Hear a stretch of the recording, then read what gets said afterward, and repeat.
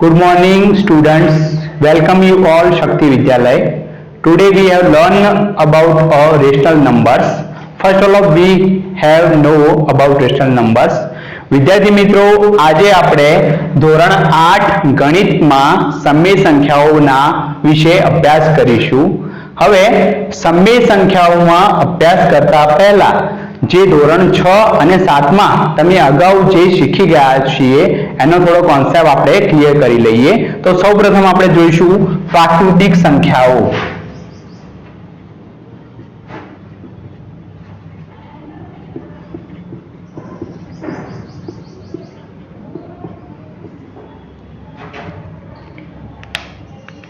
તો પ્રાકૃતિક સંખ્યામાં કઈ સંખ્યાઓનો સમાવેશ થાય છે? તો 1, 2, 3, 4, 5, 6 અપ ટુ ઇન્ફિનિટી.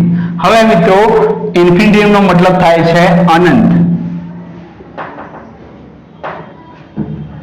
હવે પ્રાકૃતિક સંખ્યા વિશે થોડીક માહિતી મેળવીએ. તો પ્રાકૃતિક સંખ્યામાં સૌથી નાની પ્રાકૃતિક સંખ્યા એટલે કે સૌથી નાની પ્રાકૃતિક સંખ્યા 1 છે. હવે 1 ના વિશે થોડી માહિતી મેળવીએ. તો 1 કેવી સંખ્યા છે? તો 1 એ વિશિષ્ટ સંખ્યા છે.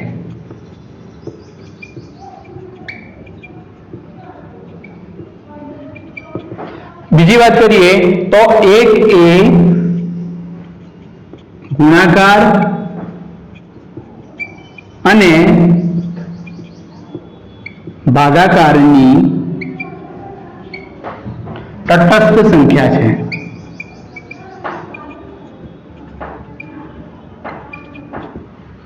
હવે પ્રાકૃતિક સંખ્યાને આપણે ઇન્ડિકેટ કઈ રીતે કરીશું? How can we indicate? આપણે કઈ રીતે ઓળખીશું કે આ પ્રાકૃતિક સંખ્યા છે?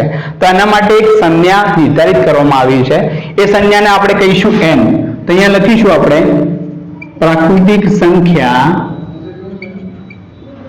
દર્શાવવા માટે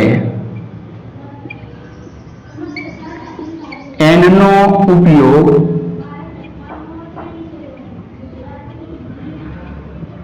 થાય છે. ત્યારબાદ હવે આપણે જોઈશું કે જે આપણે જોઈ 1, 2, 3, 4, 5, 6 અપ ટુ ઇન્ફિનિટી એટલે કે આ સંખ્યાઓ અનંત સુધી વિસ્તરાયેલી છે. મતલબ કે પ્રાકૃતિક સંખ્યાઓ અસંખ્ય છે.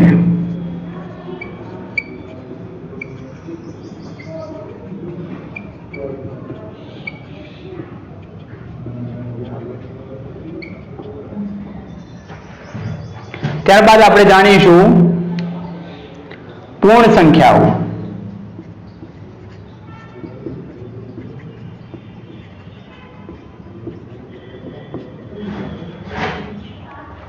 તો પૂર્ણ સંખ્યાઓ કોને કહીશું? તો પૂર્ણ સંખ્યા એ 0 થી ચાલુ થશે. 0, 1, 2, 3, 4, 5, 6 અપ ટુ ઇન્ફિનિટી. આ સંખ્યાને આપણે પૂર્ણ સંખ્યાઓ કહીશું. તો હવે આની માહિતી મેળવીએ. તો સૌથી નાની પૂર્ણ સંખ્યા એ 0 છે. તો અહીંયા આપણે લખીશું કે સૌથી નાની પૂર્ણ સંખ્યા એ 0 અથવા 0 છે.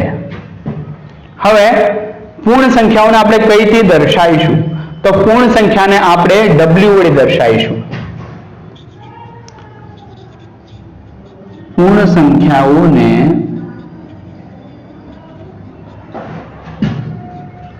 w વડે દર્શાવીશું. હવે આપણે જોયું કે પૂર્ણ સંખ્યા એમાં શું બદલાવ આવ્યો પ્રાકૃતિક સંખ્યા કરતા? તો અહીં આપણે એ જોયું કે પ્રાકૃતિક કરતા થોડો જ તફાવત પૂર્ણ સંખ્યામાં થાય છે. તો શું તફાવત થાય છે? તો હજુ આપણે પૂર્ણ સંખ્યાનો બીજો પોઈન્ટ લખીશું કે 0 પ્લસ પ્રાકૃતિક સંખ્યા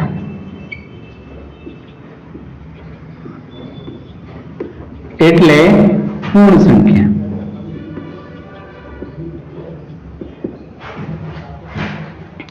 બીજી વસ્તુ કે પૂર્ણ સંખ્યાઓ પણ અનંત સુધી વિસ્તરેલી છે. માટે પૂર્ણ સંખ્યાઓ અસંખ્ય છે.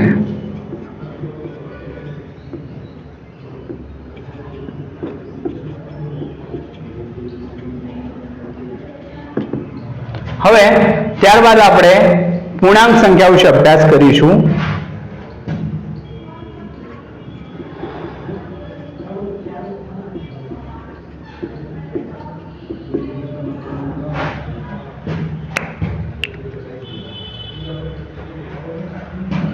તો અહીં પૂર્ણાંક સંખ્યાની વાત કરીએ તો ધન પૂર્ણાંક,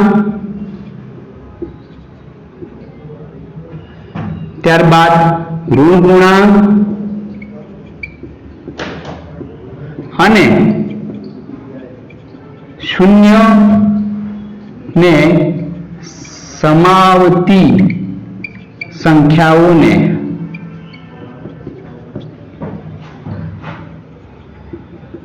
પૂર્ણાંક સંખ્યાઓ કહેવાય છે. ત્યારબાદ પૂર્ણાંક સંખ્યાઓમાં ધન પૂર્ણાંક, ઋણ પૂર્ણાંક અને શૂન્યનો ઉપયોગ થાય છે. હવે કઈ રીતે થાય છે એ આપણે જોઈએ. તો ડાબી બાજુ અનંત સુધી વિસ્તરેલી, મતલબ આ બાજુ ઇન્ફિનિટિવ છે અને અહીંયા -6, -5, -4, -3, -2, -1, ત્યારબાદ 0 આવશે અને ત્યાર પછી ધન પૂર્ણાંક એટલે કે 1, 2, 3, 4, 5, 6 અપ ટુ ઇન્ફિનિટિવ.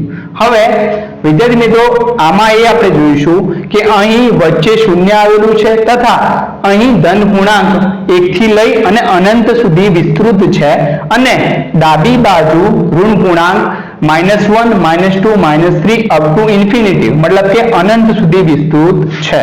હવે આપણે અહીં જોયું કે અહીં કઈ કઈ સંખ્યાઓનો સમાવેશ થાય છે. તો અહીંયા ઋણ સંખ્યાઓ, ત્યારબાદ શૂન્ય અને ધન પૂર્ણાંક. તો આ ત્રણ સંખ્યાઓનો ઉપયોગથી પૂર્ણાંક સંખ્યાઓ બને છે. હવે આપણે પૂર્ણાંક સંખ્યાઓને કઈ રીતે દર્શાવીશું? તો પૂર્ણાંક સંખ્યાને આપણે z જોડે દર્શાવીશું.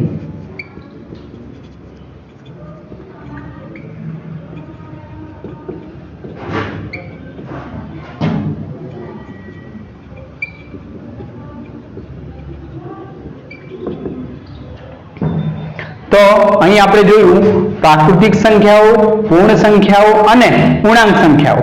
તો પ્રાકૃતિક સંખ્યાઓમાં સૌપ્રથમ 1 થી લઈ અને અનંત સુધી સંખ્યાઓ આવતી હતી.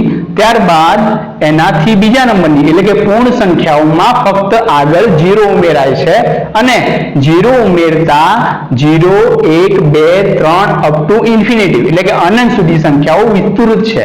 તો આવી સંખ્યાઓને પૂર્ણ સંખ્યાઓ કહે છે.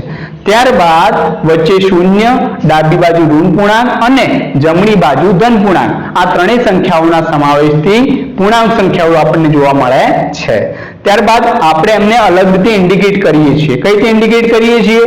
તો જે પ્રાકૃતિક સંખ્યાઓ છે એને આપણે n વડે દર્શાવીશું, પૂર્ણ સંખ્યાઓને આપણે w વડે દર્શાવીશું, જ્યારે પૂર્ણાંક સંખ્યાઓને આપણે z વડે દર્શાવીશું. હવે આપણે આગળ સમય સંખ્યાઓ વિશે અભ્યાસ કરીશું.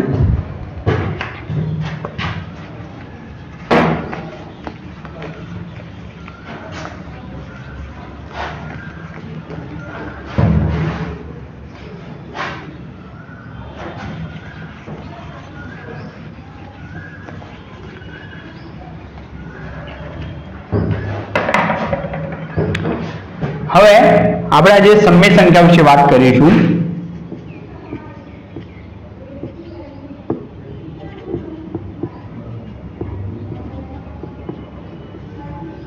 તો સમય સંખ્યાઓ બે સંખ્યાઓની ચર્ચા કરવામાં આવે છે અને બંને સંખ્યાઓ અલગ અલગ હોય છે. તો આપણે થોડા મુદ્દાઓ લખીશું. વિદ્યાર્થી મિત્રો, તમને જો તમારી નોટબુકમાં નોંધ કરવા જેવું લાગે તો તમે આ વિડીયોને પોઝ કરી અને તમે નોંધ પણ કરી શકો છો. હવે થોડા મુદ્દાઓ આપણે ધ્યાનમાં લઈશું. અહીં સમય સંખ્યામાં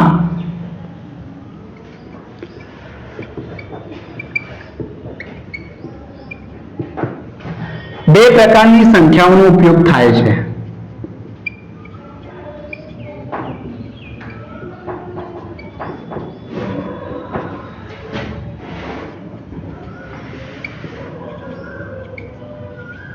તો હવે બે સંખ્યાઓનો ઉપયોગ થાય છે, પણ એના માટે થોડી ટર્મ્સ એન્ડ કન્ડિશન હોય છે, મતલબ કે થોડી શરતોનું પાલન કરવું પડે છે, ત્યારે જ એ સંખ્યાઓનો આપણે ઉપયોગ કરી શકીએ છીએ. તો એ ટર્મ્સ એન્ડ કન્ડિશન કઈ છે, એ શરતો કઈ લાગુ પડે છે એ આપણે જોઈએ. તો સૌપ્રથમ તો ધારો કે એ સંખ્યા p અને q છે, કોઈ બે સંખ્યા p અને q છે. તો અહીં સૌપ્રથમ તો p અને q એ પૂર્ણાંક સંખ્યાઓ છે.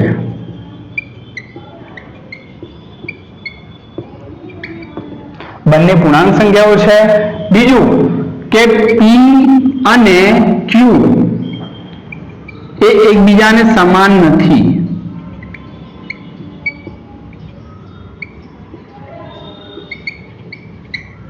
એટલે કે p not equal to q. ત્યારબાદ બીજો અગત્યનો એક જોવા જઈએ તો એ છે કે q એ શૂન્યેતર પૂર્ણાંક નથી.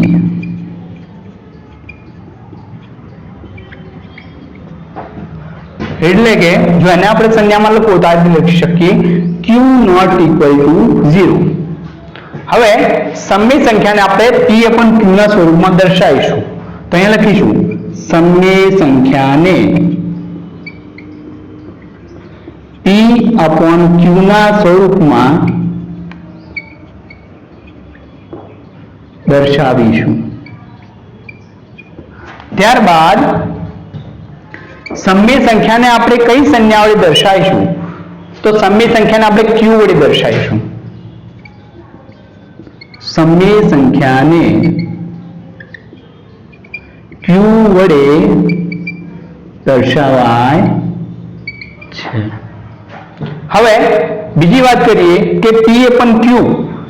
તો અહીં સમય સંખ્યાના સ્વરૂપમાં p એ અંશ અને q એ છેદ છે. હવે આપણે સમય સંખ્યાના થોડા ઉદાહરણ લઈશું. ત્યારબાદ એ ઉદાહરણમાં કઈ રીતે અલગતા અથવા પ્રકાર જોવા મળે છે એ પણ આપણે જોઈશું. તો અહીંયા થોડા ઉદાહરણ લઈએ આપણે સમય સંખ્યાના. તો સૌપ્રથમ સમય સંખ્યા આપણે દર્શાવીશું.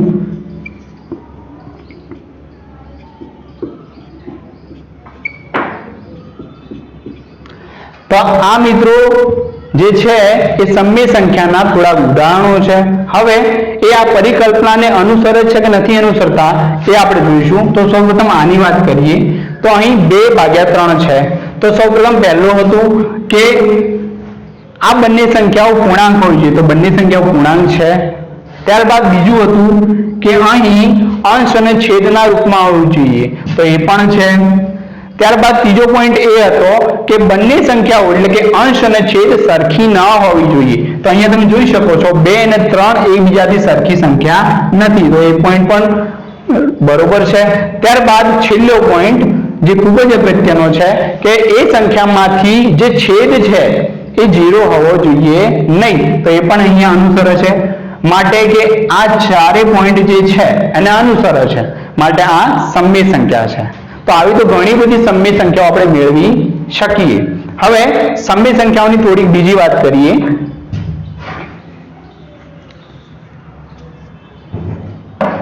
થોડીક પૂર્ણાંકોની વાત કરીએ જેમાં આપણે 3 ભાગ પાડી શકીએ. શુદ્ધ પૂર્ણાંક,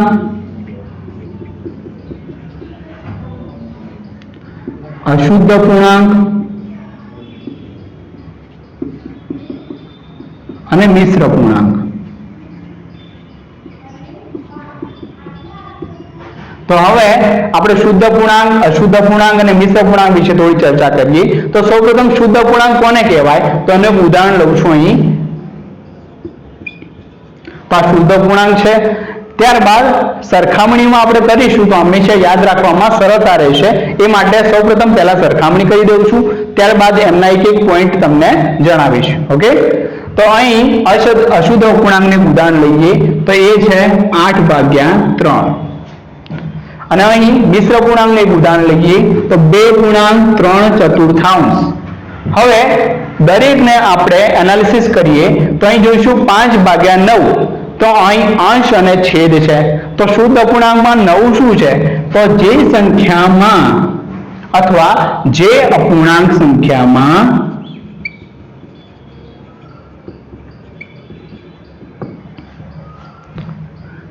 અંશ કરતા છેદ મોટો હોય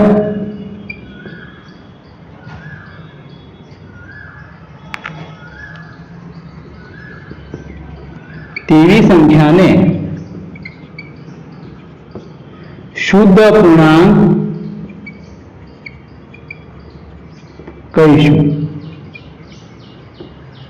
ત્યારબાદ આપણે અશુદ્ધ અપૂર્ણાંકની વાત કરીએ તો જે સંખ્યામાં અંશ કરતા એટલે કે છેદ કરતા અંશ મોટો હશે. તો જે સંખ્યામાં છેદ કરતા અંશ મોટો હશે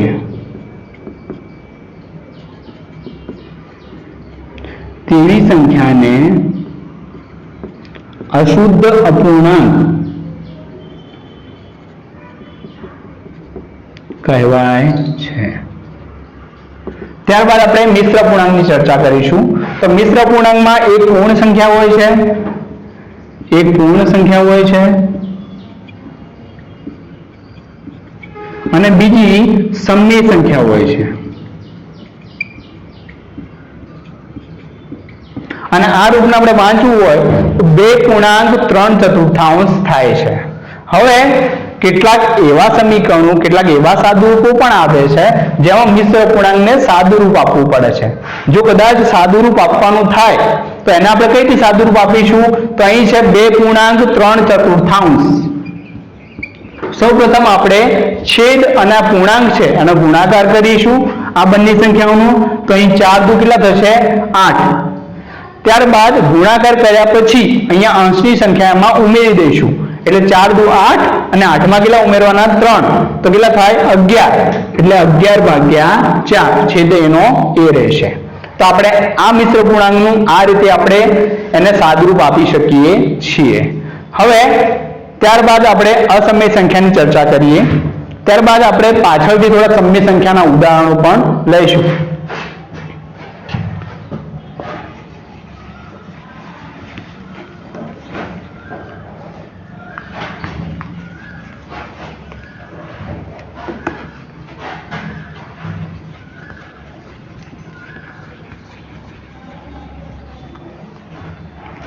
હવે અસમય સંખ્યાઓ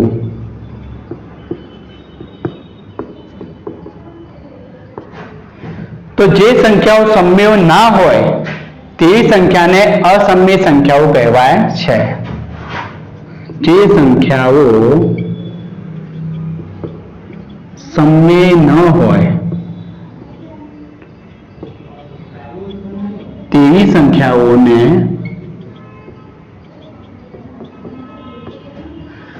અસમય સંખ્યાઓ કહે છે.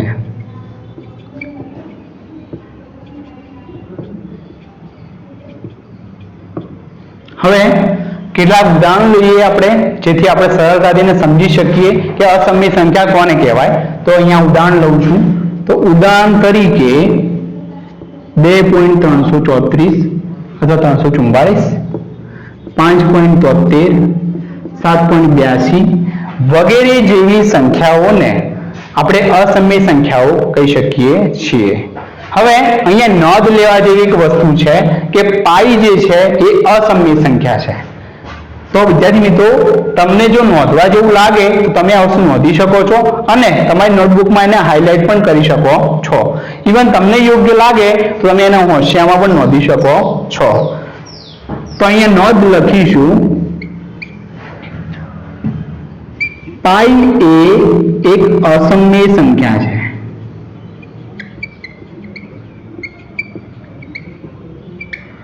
જ્યારે પાઈનું મૂલ્ય એટલે કે 22/7 એ એક સમય સંખ્યા છે.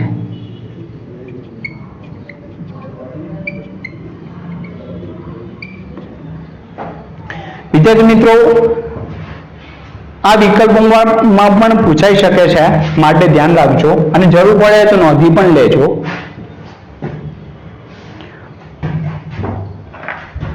હવે આપણે અહીંયા અસમય સંખ્યાઓની વાત કરી, ત્યારબાદ હવે આપણે કેટલાક સમય સંખ્યાના ઉદાહરણો લઈએ કે સમય સંખ્યાઓના સરવાળા કઈ રીતે થાય છે.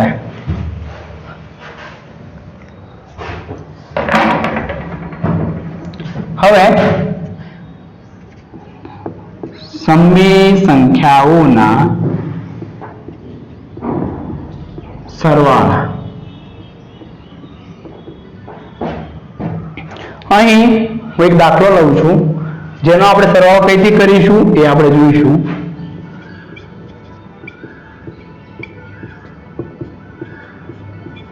અહીંયા એક દાખલો છે 2/3 પ્લસ 4/2 પ્લસ 2/5.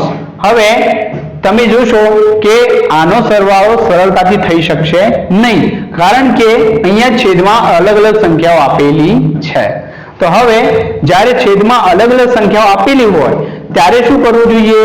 તો ત્યારે આપણે એનો લસા લઈશું. તો લસા એટલે લઘુત્તમ સામાન્ય અવયવ.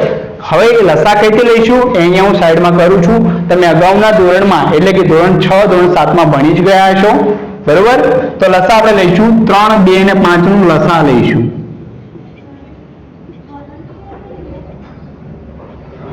સૌપ્રથમ આપણે 2 ભાગ ચલાવીશું, તો અહીંયા ભાગ ચાલશે નહીં, તો એવી નવી સંખ્યા આવશે. 2 × 2, અહીંયા 5 ભાગ ચાલશે નહીં. ત્યારબાદ આપણે 3 ભાગ ચલાવીશું, તો 3 × 3, 1 એના 1, અને અહીંયા 5 ભાગ ચાલશે નહીં, તો આપણે 5 એના એ રીતે મૂકી દઈશું. ત્યારબાદ અહીંયા આપણે 5 ભાગ ચલાવીશું, તો 1 1 અને 5 × 5. હવે મળેલી સંખ્યાઓનો આપણે ગુણાકાર કરીશું, તો 2 × 3 × 5, 2 તરી 6 અને 6 પંચા 30.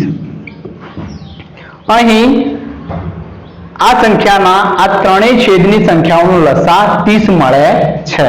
તો હવે આ સંખ્યાઓનો આપણે લસા 30 નીચે લખીશું.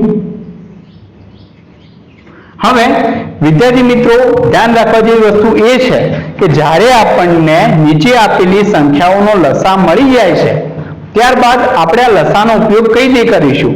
તો સૌપ્રથમ તો લસા નીચે લખી દેવાનો, ત્યારબાદ અંશમાં આપેલી સંખ્યા અને નીચે જે સંખ્યા છે એ જે સંખ્યા આમાંથી ન ગુણાતી હોય એવી સંખ્યા વડે આપણે ગુણીશું. જેમ કે અહીંયા 2 છે પણ અહીંયા 3 છે, તો 3 દાન 30 થાય ને, તો આપણે અહીંયા 10 વડે ગુણીશું, તો 2 × 10. પછી આપણે પ્લસનું નિશાન કરીશું. અહીંયા 4 છે તો 4 ને આપણે 30 વડે ગુણવી છે, પણ અહીંયા નીચે 2 છે, 2 ને કેટલા વડે ગુણીશું? 30 થશે 15 વડે, તો આપણે 4 ને કેટલા વડે ગુણીશું? 15 વડે. ત્યારબાદ અહીંયા 5 ને કેટલા વડે ગુણીશું? તો 15 થશે, 30 થશે, તો 5 ને 6 વડે ગુણીશું તો 30 થશે, માટે આપણે અહીંયા આને 6 વડે ગુણીશું, તો 2 × 6. ત્યારબાદ આપણે એને સાદુરૂપ આપવાનો પ્રયત્ન કરીશું. 2 × 10 એટલે 20 થાય, 15 × 4 60 થાય, અને 6 દુ 12 થાય, ભાગ્યા 30. હવે અહીંયા આપણે આ સંખ્યાઓનો સરવાળો કરીશું, તો 60 અને 20 80, 80 અને 12 92 ભાગ્યા 30. તો આ તમારો જવાબ છે, જે પણ એક સમય સંખ્યામાં મળે છે P/Q ના સ્વરૂપમાં મળે છે, જેને P/Q નું સ્વરૂપ કહી શકાય છે. વિદ્યાર્થી મિત્રો, બીજું આપણે એક ઉદાહરણ જોઈએ.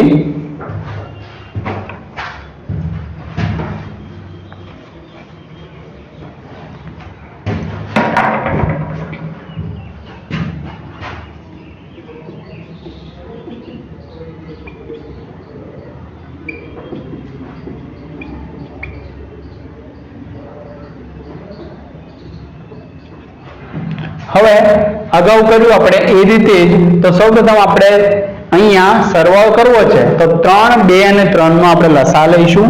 તો લસા અહીંયા હું બાજુમાં કરું છું, 3, 2 અને 3. તો સૌપ્રથમ અહીંયા 2 વડે ભાગ ચલાવીશું, તો 3 ભાગ ચાલશે નહીં, અહીંયા 2 × 2 અને અહીંયા 3. ત્યારબાદ હું 3 ભાગ ચલાવીશ, 3 × 3 1 અને 3 × 3. અહીંયા આ બંનેનો ગુણાકાર કરીશું, 2 તરી 6, માટે અહીંયા લસા આપણને મળશે 6. હવે અગાઉ આપણે ધ્યાન રાખ્યું હતું અગાઉના દાખલામાં એ રીતે અહીંયા આપણે 3 ને કેટલા વડે ગુણીએ તો 6 મળે, તો 3 ને 2 વડે ગુણીએ ત્યારે આપણને 6 મળે, તો અહીંયા 5 ને આપણે 2 વડે ગુણવા પડશે.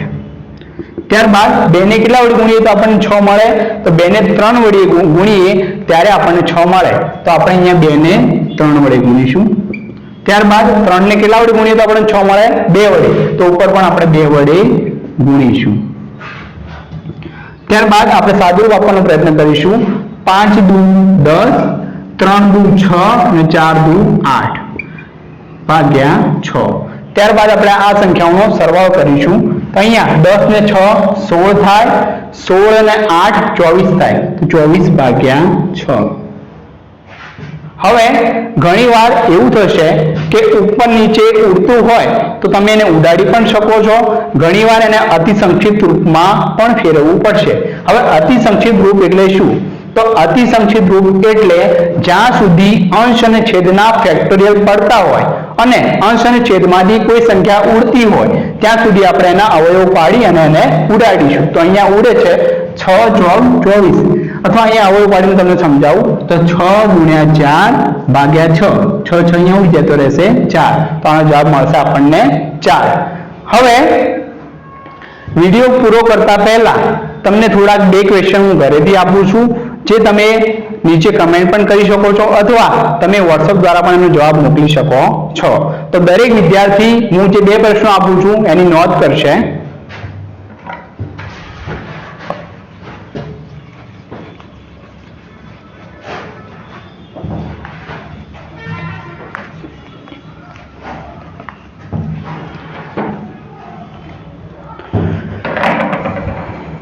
અહીં હું તમને 2 પ્રશ્નો આપું છું જે તમારે ફાઇન્ડ આઉટ કરવાના છે. ક્વેશ્ચન 1 છે, સૌથી નાની અવિભાજ્ય સંખ્યા કઈ છે? અને બીજો પ્રશ્ન છે, સૌથી નાની વિભાજ્ય સંખ્યા કઈ છે? બીજી વસ્તુ, વિડીયો પૂરો કરતા પહેલા હું તમને ફક્ત એટલું જ કહેવા માંગુ છું કે આ જે સમય સંખ્યાઓનું જે ચેપ્ટર છે એમાં અંશ અને છેદનો ઉપયોગ થાય છે. તો છેદના સરવાળા કે બાદબાકી કરવા માટે આપણે એનો લસા લેવો પડે છે. તો લસા લેવા માટે તમને ફરજિયાતપણે ઘડિયા આવડવા જોઈએ. તો દરેક વિદ્યાર્થી મિત્રોએ ઘડિયાની તૈયારી કરવી. અને અહીંયા હું મારું લેક્ચર પૂરું કરું છું.